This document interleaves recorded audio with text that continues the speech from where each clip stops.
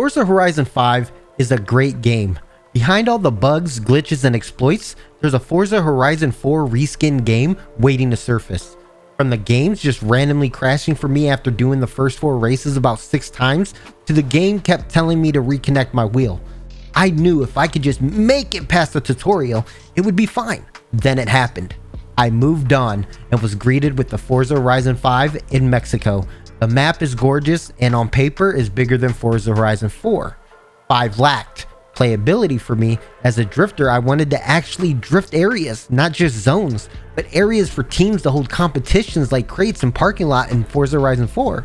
If you look past all of that and look into the vast amount of desert and you join your first party, you get greeted by the amazing service from Microsoft Toretto themselves. Not loading, crashing randomly, and sometimes kicking you the moment you joined after spending 20 plus minutes trying to join your friends.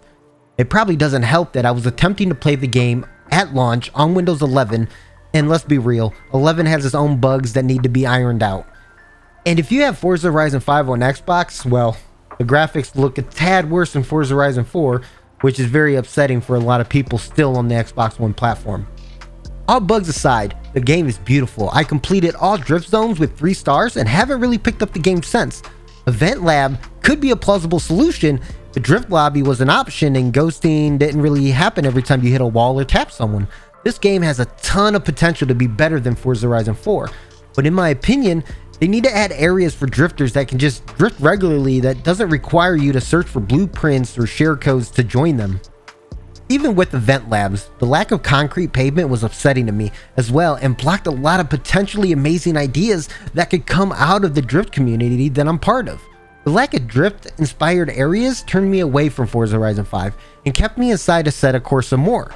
And with the Gran Turismo rumored to come to PC, Forza would really need to fix all the bugs if it wants to remain king of the arcade racer game a lot of people love. Could I recommend this game to someone who's never played a Forza Horizon series? In its current state, I would recommend them to wait until Playground Games irons out all the bugs and fixes their servers. And in my opinion, the broken server is kind of game breaking. After that, I would have no issues recommending this game to anyone. In its current state, as we have it right now, November 23rd, 2021, I would have to give this game a 6 out of 10.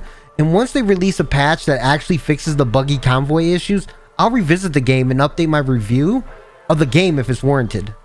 I know a lot of people are going to be upset with my review of the game, which is fine. These are all my opinions, and I respect you for having yours. So all I ask is respect me for having mine. But at the end of the day, we need to make these developers accountable and get them to realize to release a game this buggy and game breaking is just unacceptable. So that is my review of Forza Horizon 5. Drift with me on the next one.